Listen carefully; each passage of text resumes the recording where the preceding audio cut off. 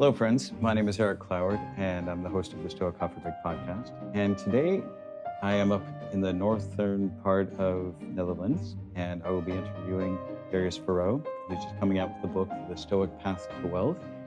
And there's going to be a lot of things in this conversation. Not sure where it's going to go, but I know at the very least, we'll be talking about how to use Stoicism in investing and how using some of those things can help you become a smarter and better investor, because Stoicism is very much about learning how to control what you can't, or learning to control what you can, letting go of what you can't. And stock market is one of the biggest things in that falls in the arena of things you can't.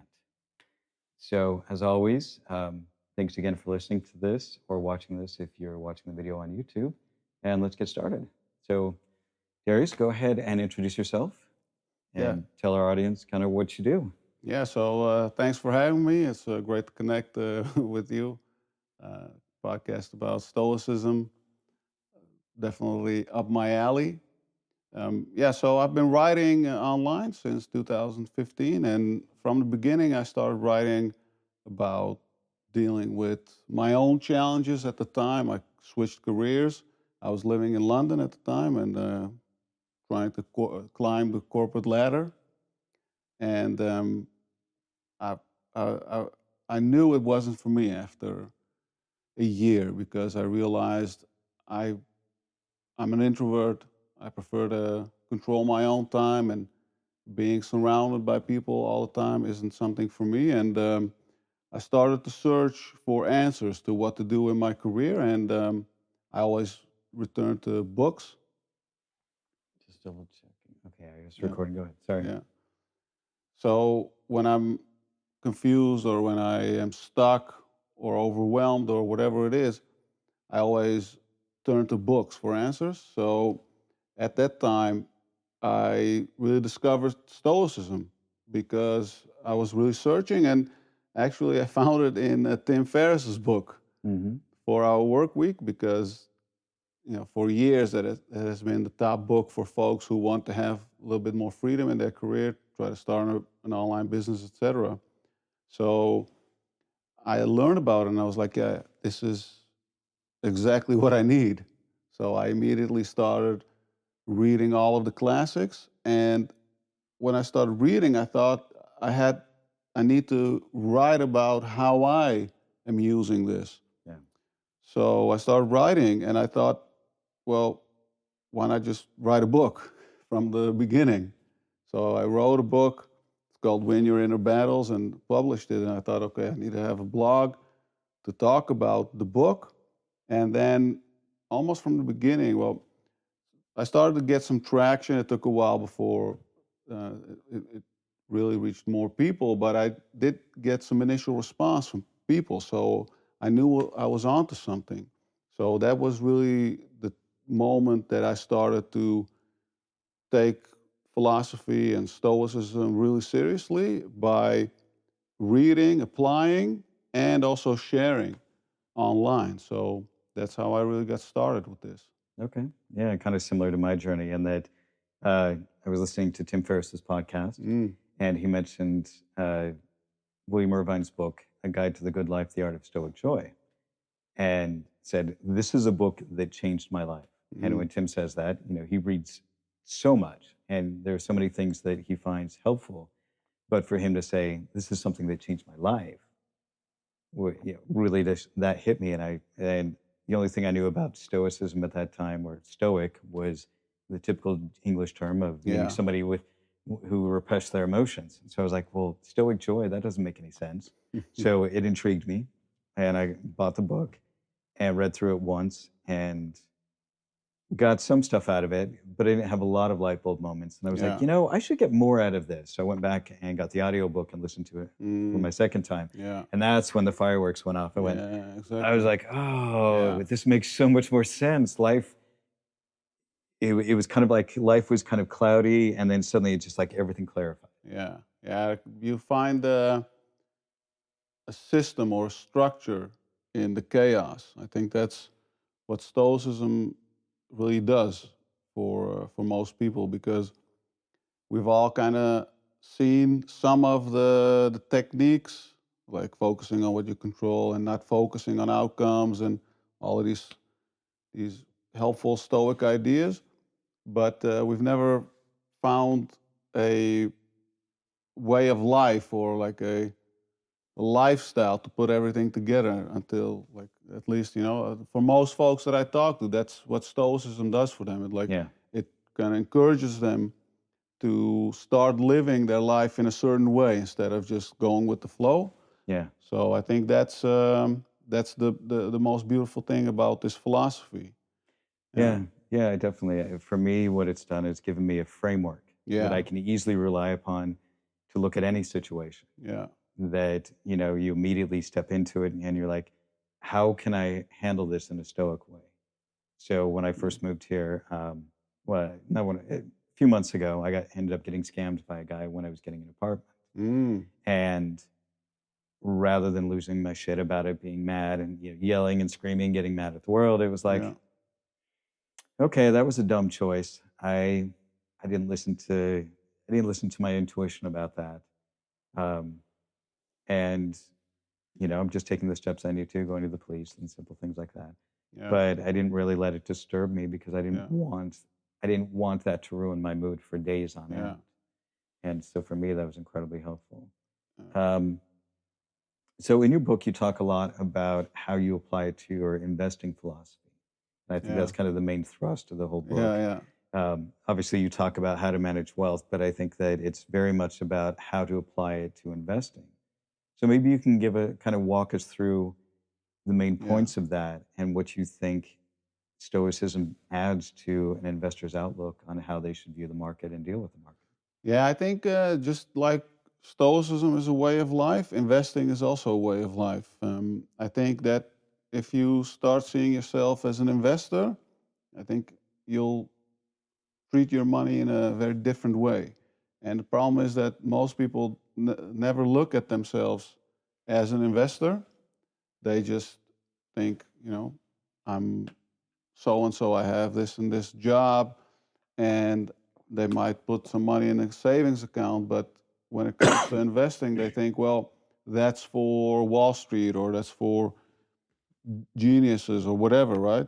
And I think that when you start seeing yourself as an investor, you'll start taking it seriously and also realizing that it's actually really dumb to not invest because there's so much wealth being created in the stock market, and it doesn't require us to do anything other than to invest in the stock market as a whole, not to become a stock picker because that's something else, and we might talk about that. But that's something that I almost never recommend unless you are like complete nuts about investing and it's your passion.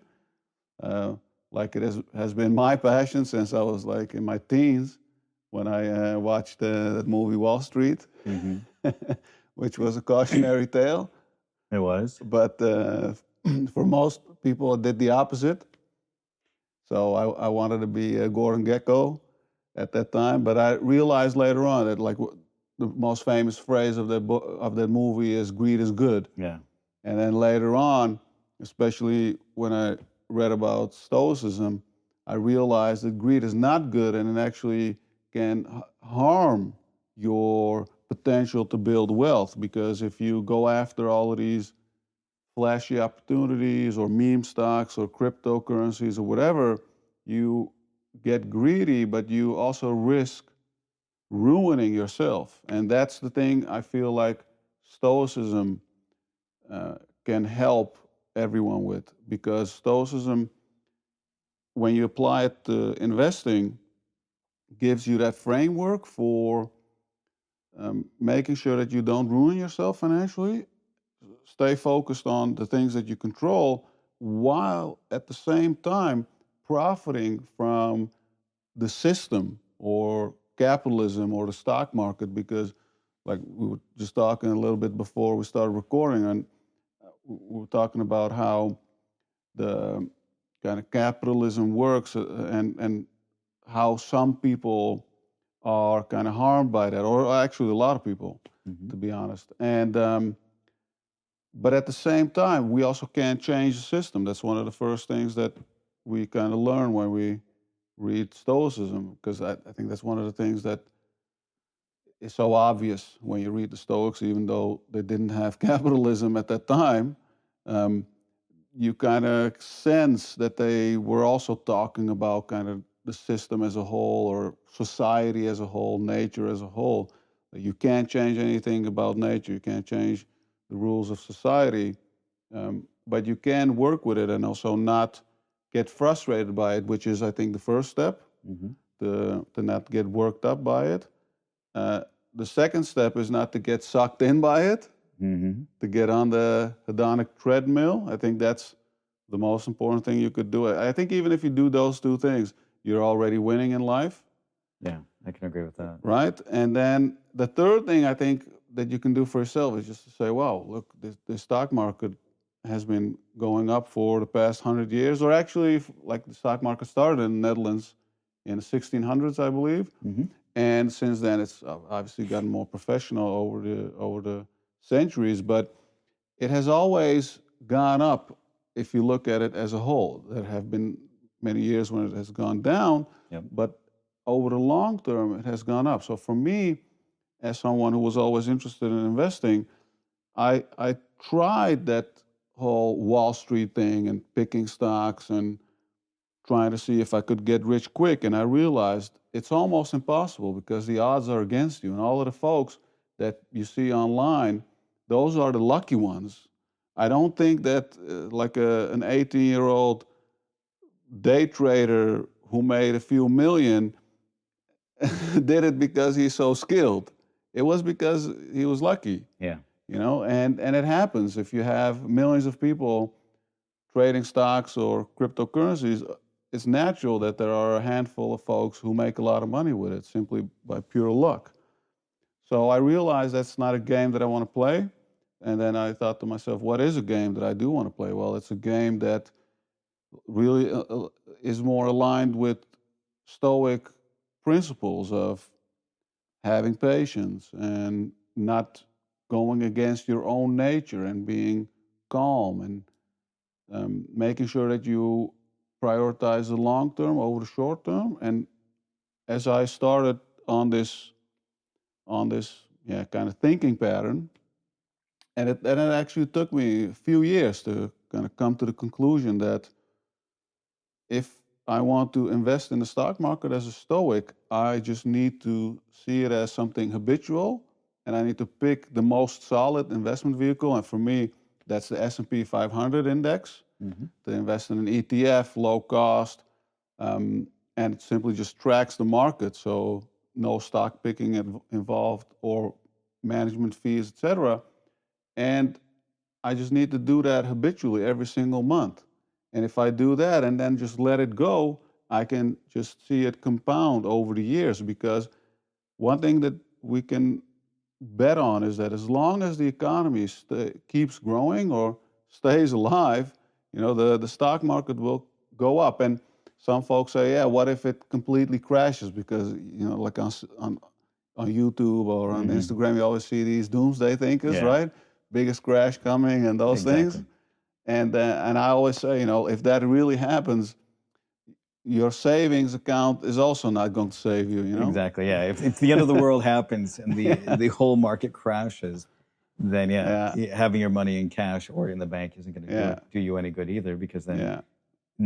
then the currency becomes what is of value that people will be willing to Yeah. trade for. Yeah.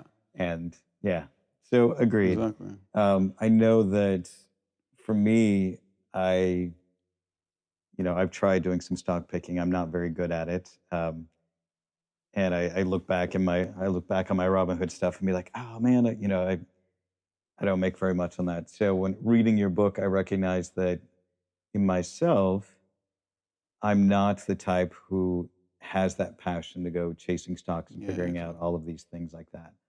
And so I think that was one of the things that I really got from that book, was that don't go against my own nature. My nature is kind of lazy when it comes to investing like that. Yeah. So the best thing to do is probably just buy some index funds like that, some ETFs, Yeah. and just call it good. Yeah. Because every time I've tried, well, not every time, but a lot of times when I've tried to pick things um, individually, they haven't done very well. Yeah. But I think I've been lucky, like you were saying, but I've been lucky overall in that I've always made money Yeah. in the portfolio, Yeah. in my own portfolio. I've made more than I've lost. Yeah. So that for me at least is good, because Yeah. usually the ones that are risky, I only put in a few $100s and be like, Yeah. if this happens, it's a great long shot. Yeah. Exactly. So for me, that was one of the things I got from that is, I really should just choose a few index funds and call it good, like the Yeah. S&P 500. And if you think about it, you've made more in your career, I would assume, than with stocks, Yeah. right? And I think your own ability to earn a living, I think, is the most valuable asset, especially in this economy. And that's something that a lot of folks underestimate within themselves, because I also always had this scarcity mindset when it came to money, where I thought, okay, every dollar that I earn or euro that I earn, I need to hold on to. And I need to put it in my savings account or whatever I might need it. But then over the years, as I started to develop my skills and improve my writing skills and started to build an audience, and I think the audience equivalent of someone who is, has a job or works for themselves is their network. Mm-hmm. So if you have your skills and experience and you have a network, I think you can trust in your own ability to earn a living, and that knowledge can help you to create some distance between you and your money. Because I think that's one of the things that I love about Stoicism, that they never judged earning money. And I think it's even Epictetus who said something like, if you can make money by staying honest, Go go for it. Yeah, go go for for it. it. Yeah. Yeah. And I also read on Reddit like a few discussions from some Stoicism enthusiast who said something like, yeah, money and Stoicism doesn't really go together. I don't agree with that, because money is just a part of everyday life. So we have to stay practical. Yeah. If we say, yeah, money is evil or whatever, we're kind of harming ourselves. Yeah, I think that for me, the way that I look at it, and as I've been working on my book and just really digging into a lot of the virtues, is the Stoics talk about the only things that are important, per se, or the only things that you have control over are, you know, is yourself. Your thoughts, your beliefs, your actions, and that's pretty much it. And that everything else is external, and it's neither good nor bad, Mm-hmm. but only if it leads you away from virtue. Yeah. So if you becoming wealthy turns you into somebody who's greedy and who isn't practicing the four virtues, Yeah. then yes, then wealth is something that is bad at that point for you. Yeah. But if you can become extremely wealthy and it helps make you more virtuous, Yeah. and in many ways it can, because being very wealthy can become a very big challenge for people. And we see people who get very famous, for example, and we see how fame, it was something that they thought they wanted, but as soon as they got it, they didn't know how to handle it, and it ruined them. And we see, trust fund kids, they Yeah. who don't have to work for their money are some of the most miserable people you'll ever Yeah. see, because they didn't have to work for it. So it's it's not that money is bad. It's just if it leads you away from virtue, Yeah. it's something you Exactly. should stay away from. And like what you mentioned about people who are born wealthy, I totally agree with that. But even people who acquire some wealth but don't know how to deal with it, even when they come from, uh, from a background without money. I recently read about the former Tour de France winner, Bradley Wiggins. He declared bankruptcy. Oh, Yeah, and I think he won in 2012 or something. I'm not a huge Tour de France fan, but I remember watching it at that time, and it was always this character, And even at that time, they said he has kind of a passion for alcohol, and right. So after he, I think at some point he had an accident or whatever, but he stopped cycling, and apparently his lifestyle wasn't, stoic at all. Yeah. And his estimated net worth was, I looked it up because I was curious, like how much did this guy earn? Because in cycling they don't earn that much, but with sponsorships, Yeah. et cetera, they can earn a decent living. So he did quite well from what I learned. Some people estimated his net worth to be like 5 million at some point, and Yeah. others 10 million. But let's say let's pick the low end, 5 million, or let's even call it 2 or 3 million. That's enough money to have some freedom and let it compound. Make a few investments, even if you don't like stocks. Real estate is something that a lot of folks do when they acquire some money. Then it's quite difficult to go back to where you came from unless you really get on some weird stuff where you start just spending without thinking about your future, right? So when I read that, I was like, yeah, it still happens to a lot of folks who acquire some money and then think, okay, this is it, like I'm going to change my lifestyle and I can keep this lifestyle forever. I don't think that's the case. Like one of the things that I always learn from Stoicism is that, you know, never expect that your current earnings or current success will last forever. I always keep that in mind with writing. When I have a period when I sell a lot of books or I get a lot of traffic or a lot of folks sign up for my courses, I always think that this is not going to last. And whether it will or not doesn't matter, but at least that kind of thinking keeps me grounded and makes sure that I don't go out there and recklessly spend my money. Yeah. Yeah. I think that's something that could be useful for a lot of us. I know for me, I've had to really work on my mindset towards money. My father grew up incredibly poor and ended up being a software developer and made good money, but didn't know how to manage it because for him, it was there was that scarcity mindset and he never really invested much. He died when I was 24. Mm. And unfortunately, I picked up a lot of his bad habits about money Mm. because working as a software developer for years, I mean, I was always in the higher income brackets. Yeah. And if I had known how to invest, because it just seems so intimidating to me, Yeah. I could be retired by now. Yeah. But I didn't Exactly. Yeah. understand it. And so I didn't really start investing until probably about 7, 8 years ago. Yeah. And then I would invest for a while and I wouldn't. And then I'd invest Yeah. for a while and then I wouldn't. Yeah. And That's I'd, what I did for a few years as well, and I found out that's just almost the same thing as not investing, right? yeah. So I didn't do a very good job with that. And now where I am in my life, I have enough money to last me a bit as I change careers into coaching and creating courses and stuff online, which is where the direction I'm headed. But it's tight because I'm just living off of savings right now, Mm. and so I have to, make sure that I'm cutting down and keeping my expenses really, really Yeah. lean. And so, like, I want to buy an e-bike. And I'm like, well, should I? Should I not? Should I just? Yeah. Because I got a crappy bike that I picked up for 185 euros when I moved here, Yeah. which is it's a comfortable bike, but Yeah. it's not anything fancy. It's not Yeah. anything I can go Yeah. racing on or anything. So it's like, Yeah. hmm.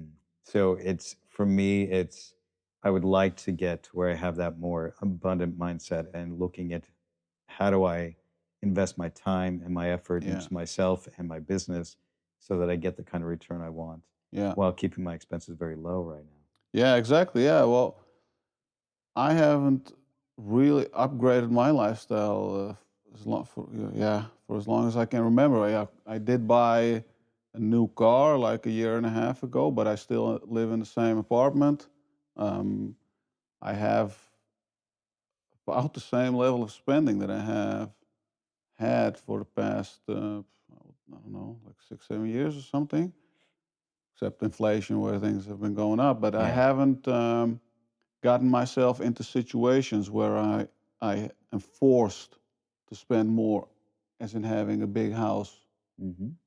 big mortgage, uh, buying a new car every year or 2 years or whatever, or uh, not buying it with cash, having Hmm. car payments, And which, yeah, what's your motivation behind that? What's your thinking, or what is it that yeah, drives you to stay that way? yeah. Well, for me, like, it's two things. It's like on a philosophical level, is like I just don't want to be a person who always desires the next thing or the new thing. Hmm. I want to be content with what I have, and I always see it as a challenge because I do think about those things on a almost daily basis, Hmm. especially when I go on social media, right?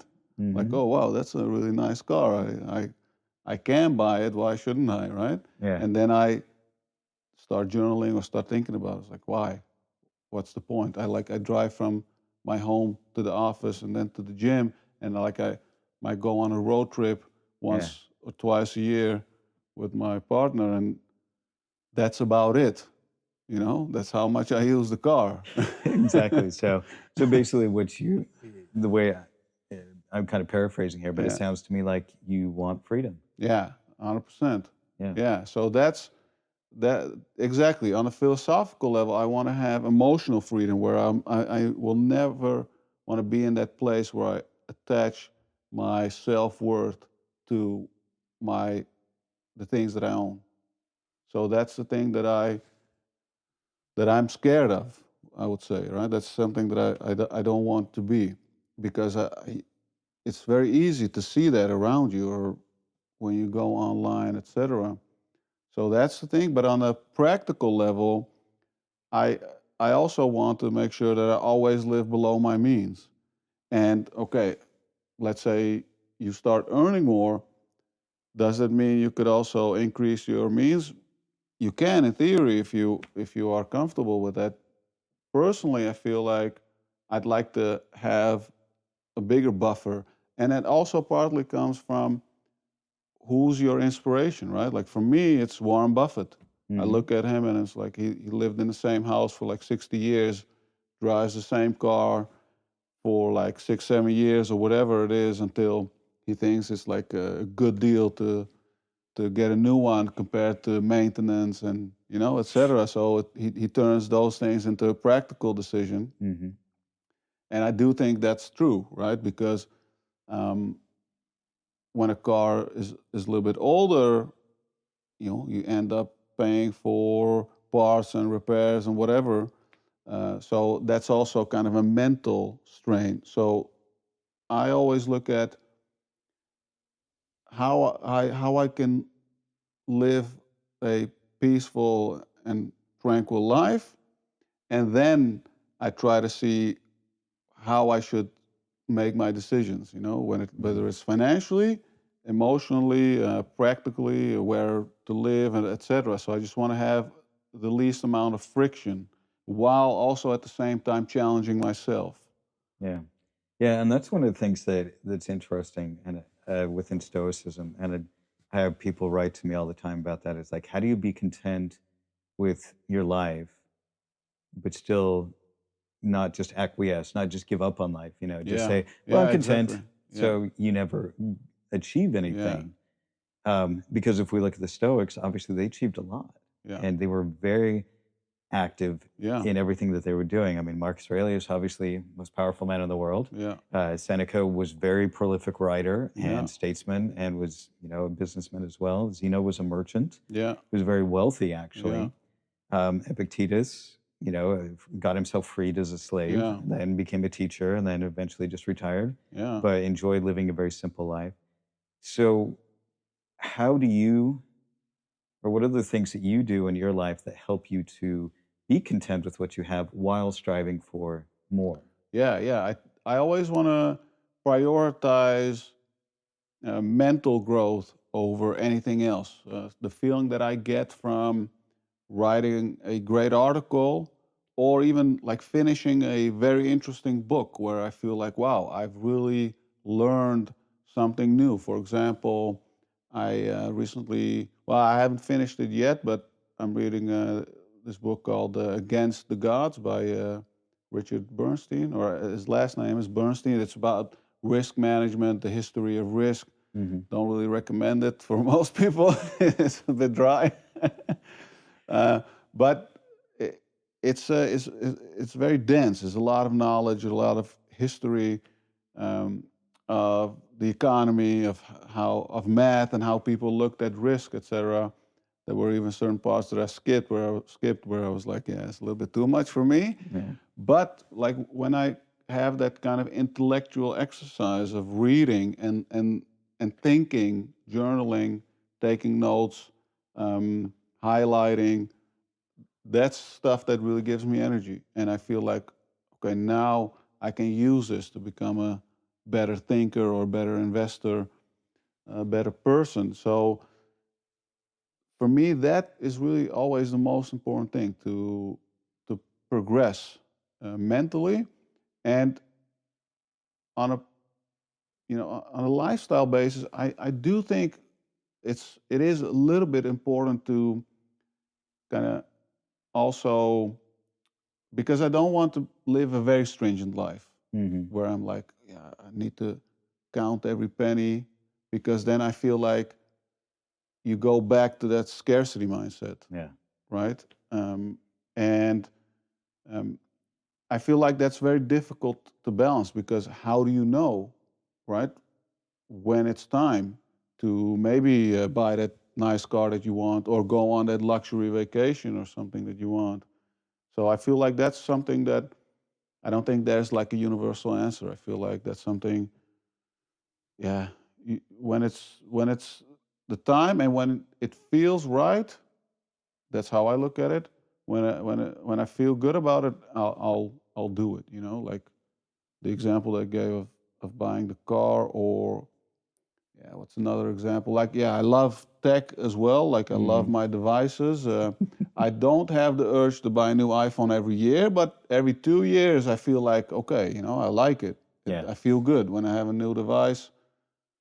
I love using it and etc. So why would I deprive myself just because technically we could use the same phone these days for 4 years or something, Yeah. right? Before the battery starts Yeah. kind of acting up. Yeah. I think my daughter was on an iPhone 6 up until like 2 years ago. Yeah, right. So you And they can were just do it. like, yeah, it's fine. And Yeah, then the battery kept, it kept yeah, draining so fast that they had to charge exactly. it 3 times a day. So I'm like, okay, let's get you a new one. Yeah, And we got a plan, and they just wanted the mini one, the yeah, smaller version of it. yeah, And they're just like, that's perfect for me. That's exactly mm, what I need. yeah, And so they bought like one of the least expensive ones yeah, and they're very frugal and they manage their money pretty well. I definitely could teach them better. mm, But yeah, I agree. And for yeah, me, I have the iPhone 15, but that was because I think I had the iPhone 12 or 13 before, mm, and then I knew I was going to be coming over here, and I wanted to, and it was cheaper to buy it in the States. yeah, Plus, I knew that I was going to be doing video podcasts and stuff like that, and the camera on the yeah, 15 is yeah. It's phenomenal. So I was like, okay, great. for me, it's worth it Yeah. to upgrade now to Yeah, be able to do that. 100%. And then I feel like in those cases, especially if you love these type of products or someone who loves clothes, right? Yeah, Um, I feel like it doesn't make sense to deprive yourself because also life is too short yeah. for that as well. It's meant to be enjoyed. Yeah, It doesn't. exactly. Yeah, So yeah, but I think that's where the Stoic virtue of moderation comes yeah, in. How do yeah, you balance that of, and I think that's what a lot of people miss is they think, oh, moderation just means, or temperance, I just don't drink too much yeah, or I don't eat too much. And that's pretty much it. But mm, it's like, no, it's about managing your desires in a way because desire can be a driver yeah, that can be incredibly helpful for us. yeah, If you desire to have this car, we'll work for it. I had a friend of mine the other day, we were chatting and he doesn't have his driver's license yet. And he took the test twice and failed it and was mm, really frustrated and is like trying to get motivated. So he's like, I'm going to buy a Tesla. And yeah, that's going to be the thing that will motivate me to yeah, do this and get it done. yeah, And I'm like, you sure? And he's like, well, I'm just going to lease it and I'll put it in my company and it'll all be yeah, fine. And I was like, okay, if yeah, that's what gets your juices flowing and yeah, gets you there and you can afford it, yeah. good for you. for me, I'm Yeah. I'm doing my best to live without a car, and so Yeah. I don't have one here. I just have that, like I said, that really cheap bike. But I want to get a nice bike. That's kind of Yeah. my next thing. But I'm waiting until I bring Yeah. in some more money, and then that will be my reward Yeah. as far Exactly. as Yeah. like I've Yeah. earned this, and I'll Yeah. get that. Yeah. That's how I look at it too. It's like in stages, and then also being very deliberate about what area that you're comfortable spending, because I don't feel like it's smart for your character to be loose in all areas, Yeah. right? So, for example, like I don't like to eat out often, you know, uh, just like to eat at home almost every single day. Um, But when we do go to a restaurant, which isn't that often, then yeah, just go to a nice restaurant and don't think to yourself, oh yeah, we're eating out two, 3 times a week or whatever. Let's watch out what we order and those things. Yeah. So So it affords you that opportunity to splurge a little bit and enjoy. yeah, but still like in a kind of normal way without going insane. Like the restaurants make the most amount of money on alcohol, so fortunately I don't drink at all, almost.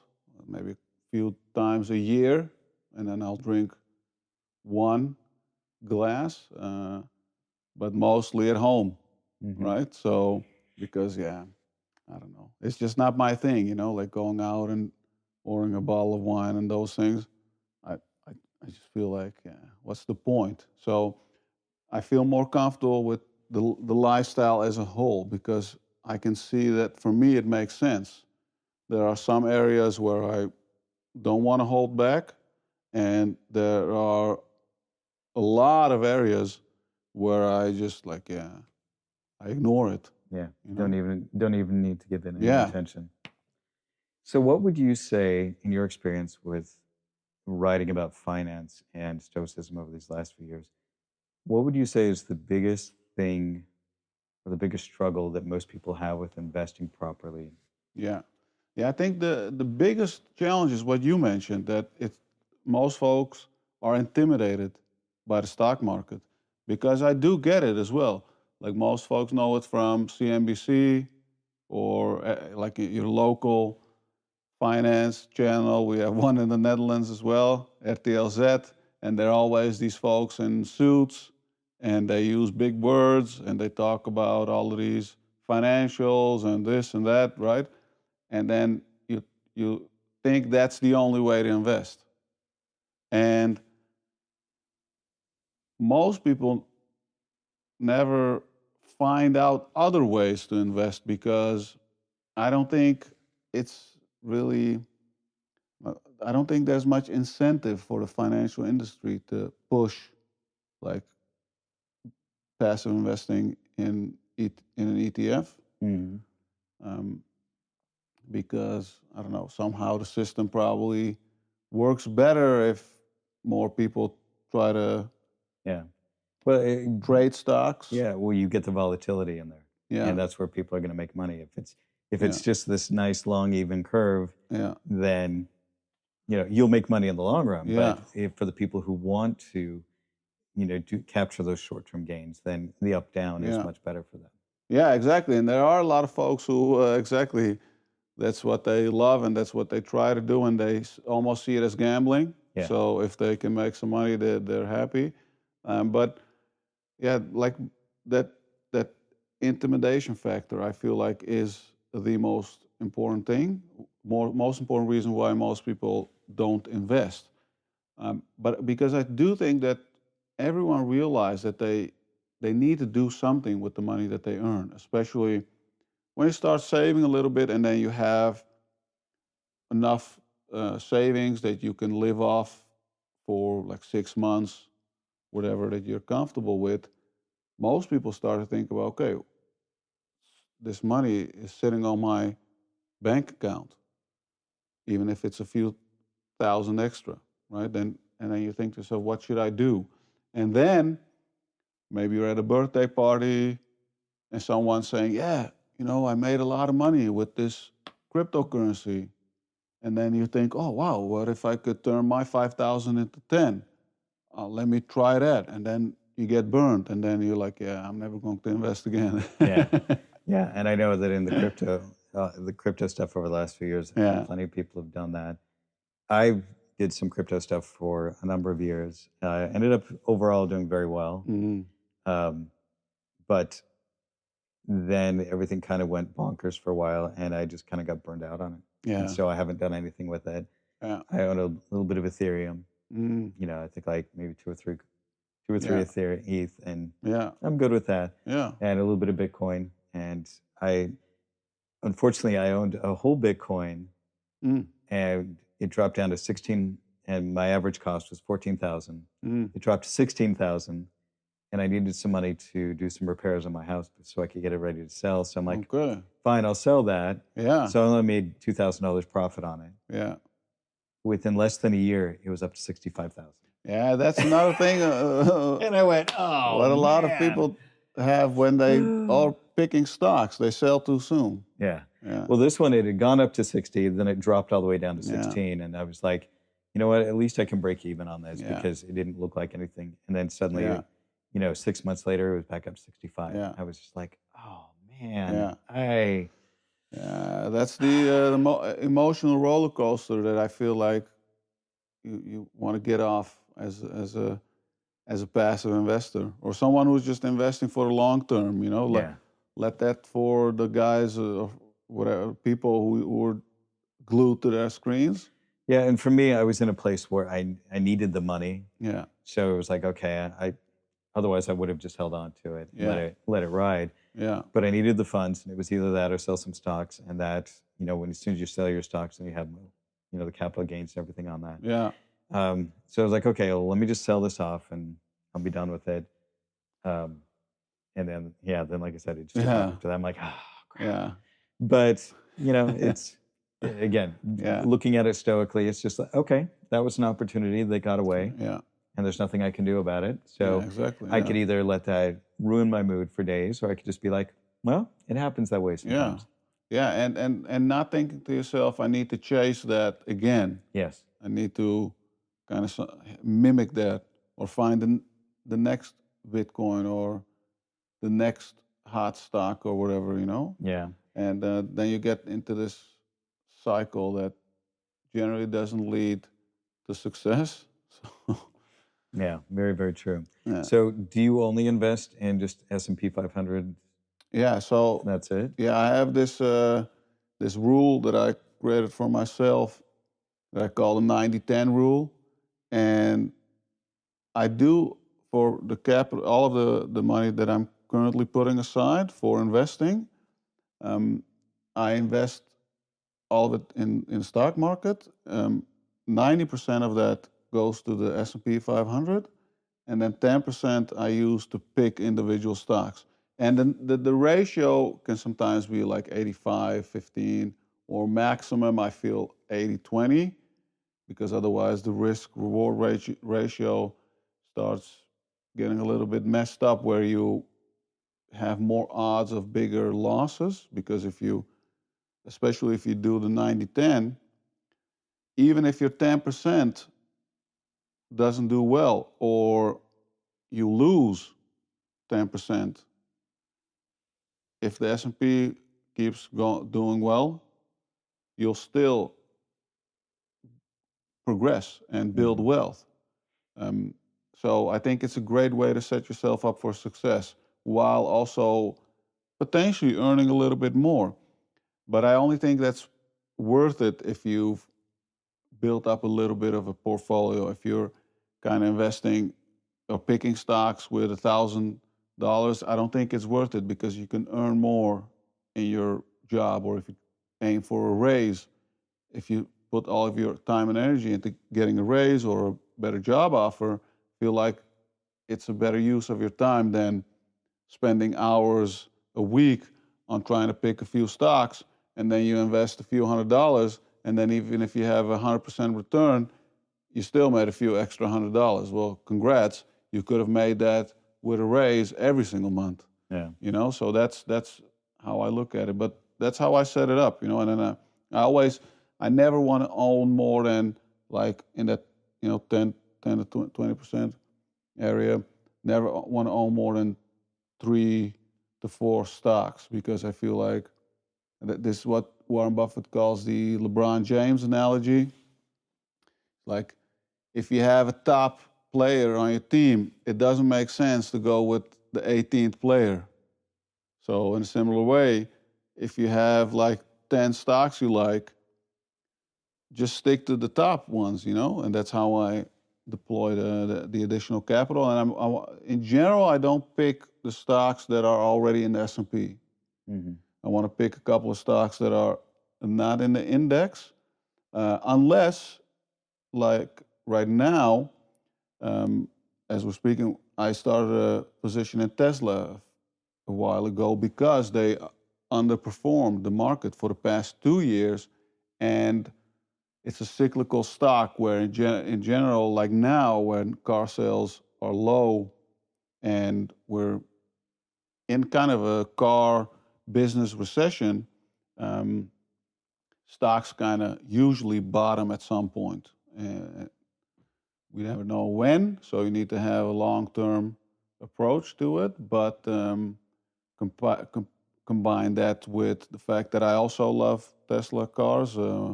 My mother owns one, so I've driven her car several times, and I think like the self-driving is just unmatched. So I can't see anyone else doing that. Plus, they have the humanoid robot coming up and a bunch of other things that I'm kind of excited about that company. So I was like, yeah, I feel like now is a good opportunity for me. I never do any investment advice other than the S&P, because I feel like that's a no-brainer, right? Like that's the strategy that Warren Buffett recommends. But when it comes to stock picks, I always feel like that must be like a deeply personal reason or deeply personal pick, because if you listen to stock tips and advice from others, I think it's almost impossible to stick with those, especially when they go down, because then you get nervous. You're like, oh, okay, what's going to happen? I don't know this company. Like, let me just get rid of it and then see what happens. And then before you know it, starts going up again. Yeah, kind of the Peter Lynch idea. Yeah. In that Peter Lynch was a very big advocate of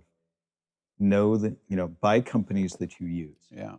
Like he invested in Walgreens because, he was driving home one time and he saw they're building Walgreens here and they were building Walgreens here and they were building another Walgreens. He got home, he's like, honey, do you shop at Walgreens? She's like, oh yeah, I think it's great. Yeah. Okay. And so he's like, if they're growing that fast that, they just put one here, they put one here, and they're building another one, over here. So 3 on the way home from work. Yeah. I think that they're growing and that it might be worth getting into. Yeah. And he also talked about how he invested in Legs pantyhose, the ones that came in the eggs. Yeah. And it was because his wife, came home one time and said, and he was like, what's that? It's like, they're pantyhose. And he was like, what? Yeah. And he was in this plastic egg. And it's like, so do you like these? She's like, yeah, they're great. And what about your friends? Oh, all the girls use them. And so he was like, okay, I'm gonna invest in that. And so it had that personal touch. Yeah. If it's something that he used, then he was interested in investing in it, which is one of the reasons why he did so well. Yeah, exactly. And I'm also a fan of his books. I love the way that they set those up, and kind of the underlying principles of why certain stocks go up and down. And he also talks about the cyclical nature of the stock market. So I feel like it's a great place to start with, investing. And the one thing that people often misinterpret about Peter Lynch is that he never really said that you should buy everything that you use, right? Like a lot of folks, and I see this online a lot, like, Peter Lynch said, buy what you use or buy what you know. That's not really true. It's not like, I go to McDonald's, I just should be blind about the stock and just buy it at any price. Yeah. Right? Buy it if you are stock picking geek and the valuation makes sense, right? Yes. And that's the thing that people kind of... Yeah. Well, he was saying before you to go out and buy some stock that you will never, like, you never use their product. Yeah. You have no interest in it at all. Yeah. And I think his point was buy stocks that you have an interest in that company. Yeah. Like if you use Walgreens, well, then you're interested in Walgreens. And so it has that personal connection. Yeah. So you're going to be willing to pay more attention to it. Use it as kind of like an audition, if you will. These are the ones I'm considering because I use them, which means that there's a good chance that other people use them. Yeah. And so it was more of like, if you're using it, there's a good chance other people are too. So Yeah. that might be one worth looking into. Yeah, and the great thing about the S&P 500 is that it consists of so many companies that we Yeah. all use, starting at the top with now NVIDIA, the biggest Yeah, part of it. Yeah, I owned a bunch of NVIDIA a while ago, and I sold it for a good profit. And then when the AI stuff started picking up again, I went, I need to buy more of that. And I did, and I just a few months ago, and I think I already tripled what I put into it. Yeah. And it just because I was like, I caught that wave just right. Yeah, they've been on the incredible. Like it's never happened like this fast for a company that was already that big.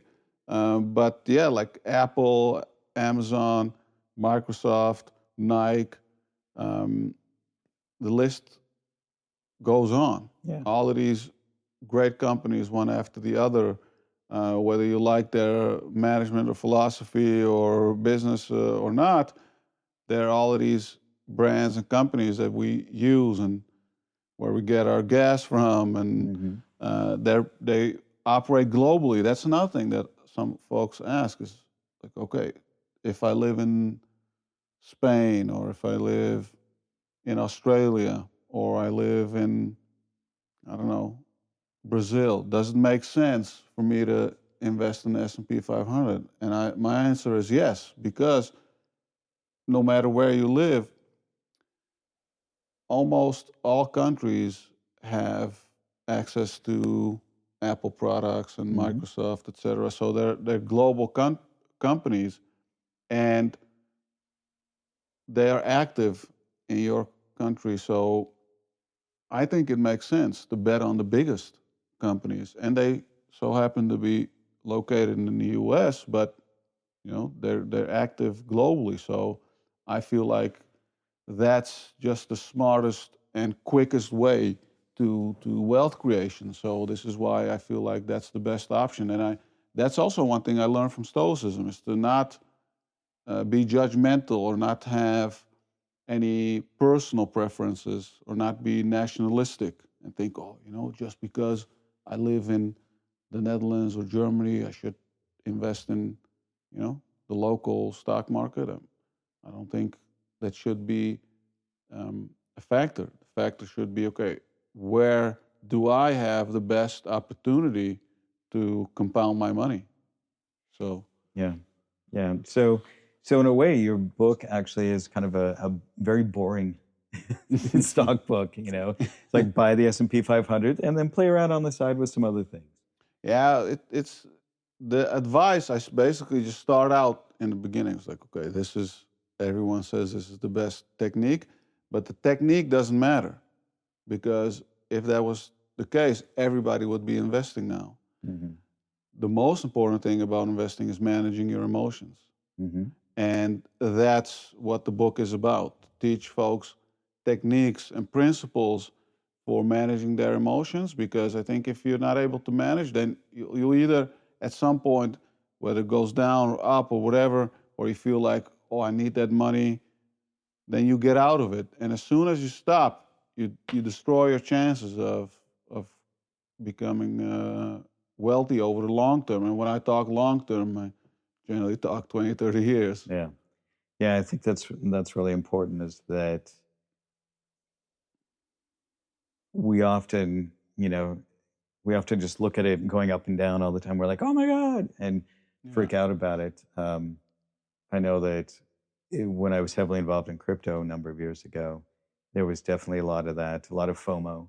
People going, oh no, I should have bought this now, or they hop on it when it's already at its peak and it's going to crash, or they're very emotionally driven. And I know that I know that I was somewhat that way, but I could also Hmm. be pretty good about it. But I never thought about applying Stoicism directly to my investing philosophy. Mm, But so, in your opinion, and again, you're not a stockbroker per se, but you yeah, think that so for you, the S&P 500 it just has enough diversity that that's good enough for you. yeah, yeah, Okay. 100%. Yeah, I feel like simplicity Mm-hmm. is the most important thing for consistency. If you want to do something for a very long time, it has to be very simple. And you want to take out all of the other options from your mind as a long term investor. And as soon as people start talking about, well, yeah, but you can diversify, should you, maybe you should own some real estate or some REITs, right, in Mm-hmm. the stock market. I also do own real estate. I have two rental properties, but those basically came on my path. My neighbor wanted to sell his condo Mm-hmm. a few years ago. I was like, yeah. He said, do you want to buy it? I said, yeah, sure. But I never really went out actively Yeah. to get in that business. But um, if you get opportunities like that, okay, why not? You know, it's great. But I feel like the most important thing is just like to go on with your life, to do your work, to enjoy your life, be a better human or whatever it is that is important to you, and study what you enjoy and learn things that you are passionate about and perform or do your hobbies, etc.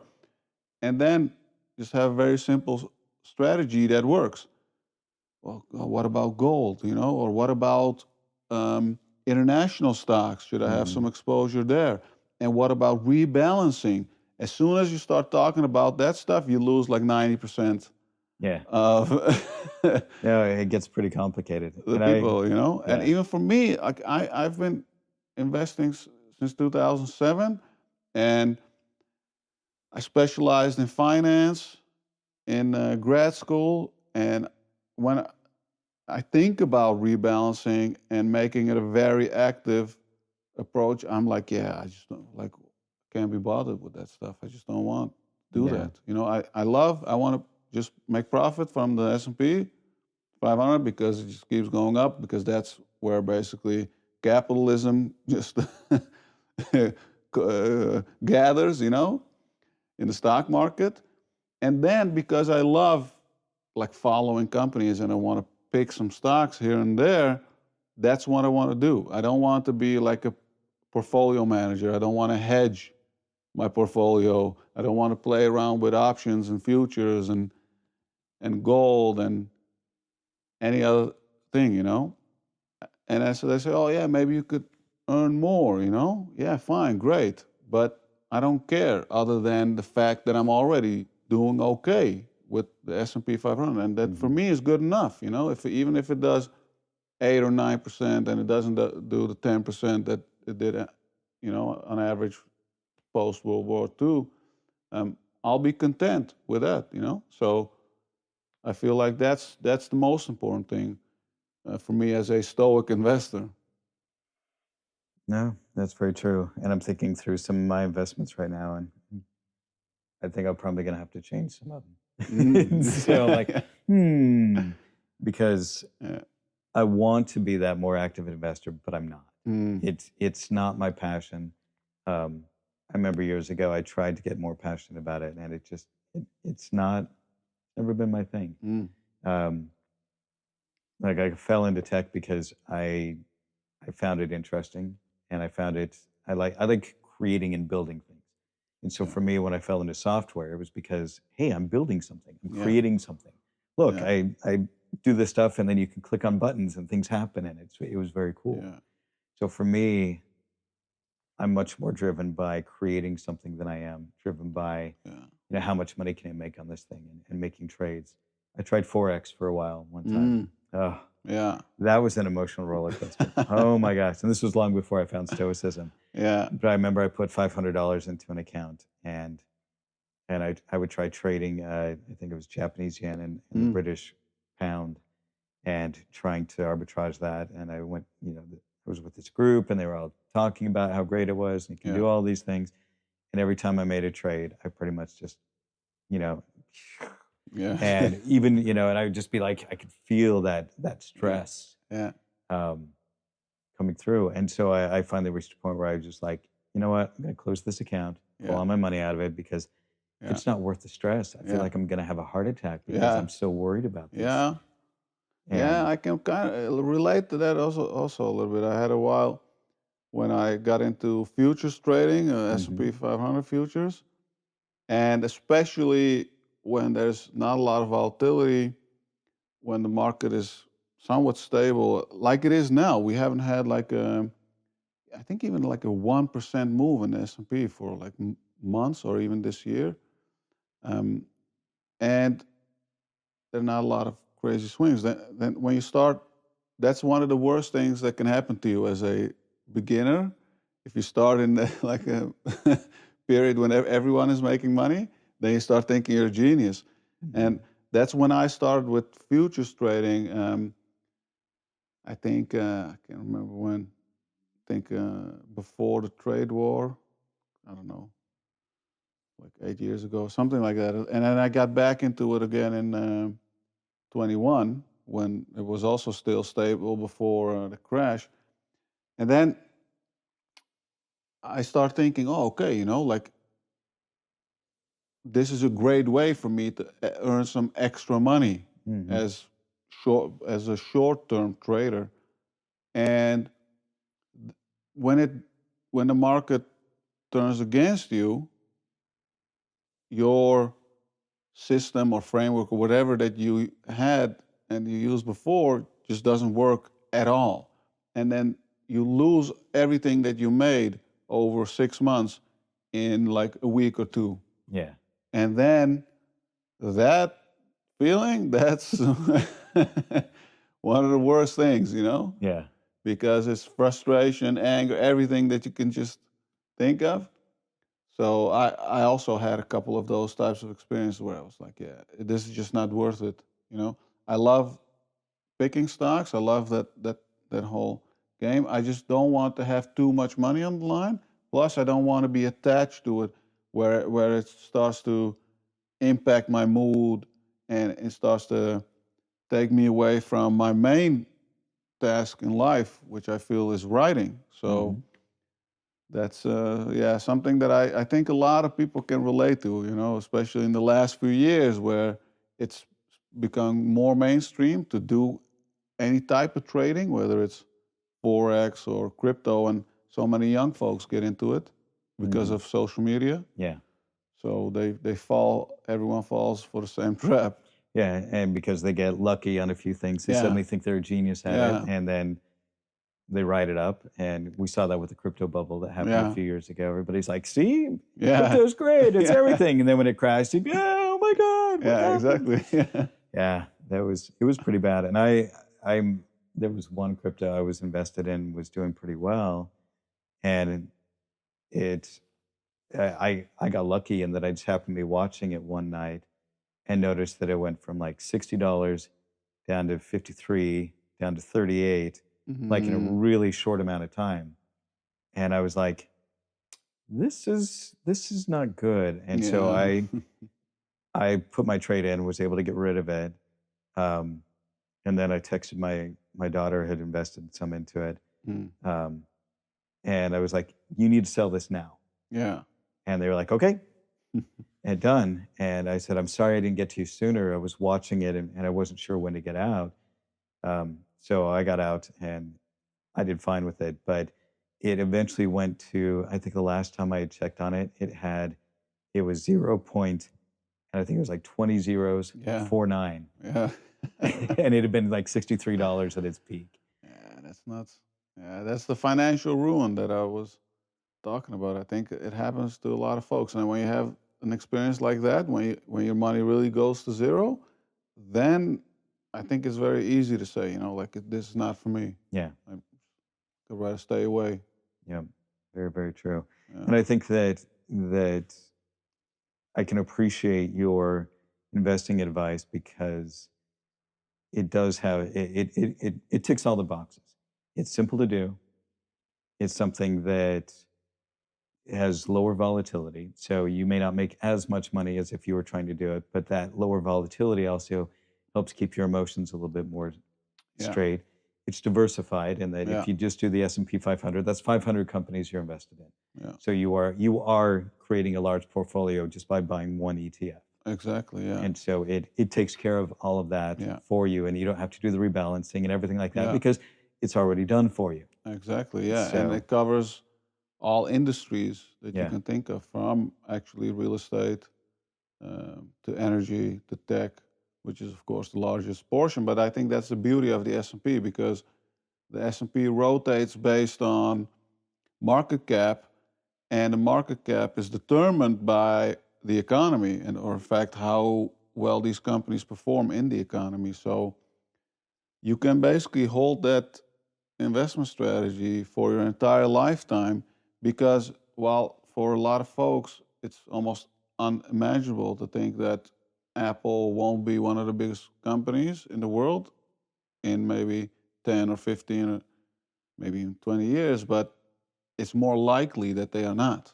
yeah, because that's just like how history has played out. yeah. The natural life cycle of firms. I got a business degree, marketing degree, but yeah, the natural life cycle of Yeah, companies, and it's very challenging for one company to stay at the top or near the top yeah, for too long. You reach a yeah, point where there's no more growth. yeah.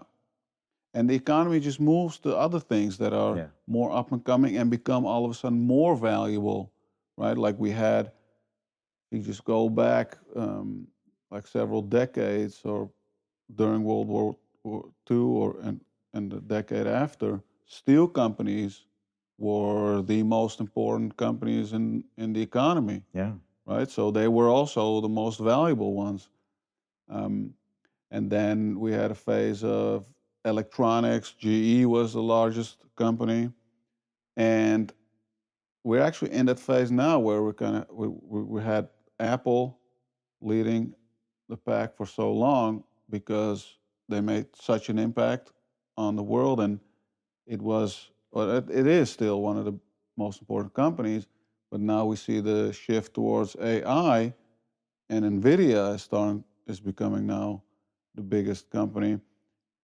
It just all depends on the economy and what's hot and what's valued, etc. Most folks just, like, you don't want to think about those things, you yeah. know? It's a lot of work to chase those Yeah, things, and yeah, I think reading your book has made me rethink about my investing philosophy, and I probably need to clean up my portfolio yeah, and get for rid of sure, a bunch of things. yeah. Um, so, is there anything? I think we should probably wrap up here. Is there anything that we haven't discussed here today that you would like my listeners to understand or to think about, um, as far as stoicism, wealth, investment, or just anything else that you think would be important? Yeah, I feel like if you've listened to your podcast and you've been practicing Stoicism for a longer time, or let's say for more than a year, or even if it's a few years, it's even better. But if you have a little bit of experience with applying Stoicism in daily life, I feel like it's the perfect foundation for investing, because you already have those basic skill sets of not focusing on outcomes and considering what you control. And when you combine that with, like we were saying, like the simple strategy for investing, then you really, yeah, you will set yourself up for success, because you have the mental fortitude. The only thing you need now is just the financial strategy. And when you put those things together, it's just a matter of time before you build some substantial wealth. And as a Stoic, you kind of have the tools to put that in perspective, because you won't get impatient when it doesn't happen within a few years. Yeah. You remind yourself that I'm in this thing for decades, and then you'll become more at ease, and you'll keep staying the course. Yep. No, I can definitely agree with that. Like I said, I think for me, looking back, if I had just taken this simple strategy when I Mhm. started my career in tech, Yeah, I'd probably be, like I said, I could be easily retired by now. yeah, but I didn't know what to do. And so Exactly. Yeah.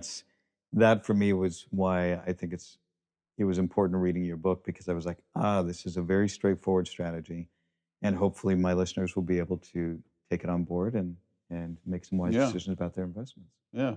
Appreciate it. Yeah. All right. Well, thank you so much for your time. I really appreciate this. Yeah. It was an interesting ride coming up, obviously seeing a whole new part of the Netherlands, but Yeah. yeah, I really appreciate having me up here. Yeah. Thanks for coming, and yeah, real pleasure. All And right. enjoyed talking to you. So thanks again for joining me on my podcast today.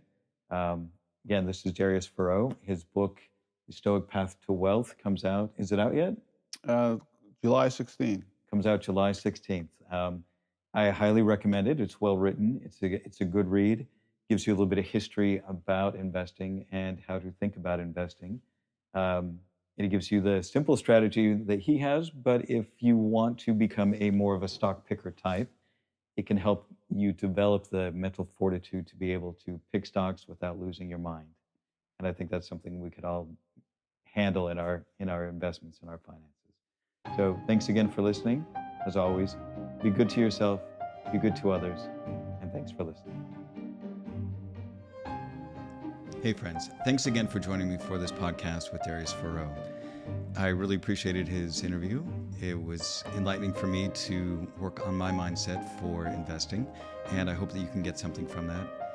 Again, if you aren't following me on social media, I would appreciate it if you would do so. You can find me on Instagram and Threads at stoic.coffee, as well as Twitter, LinkedIn, Facebook, TikTok, and most of the other social medias out there at Stoic Coffee, all one word. Thanks again for listening.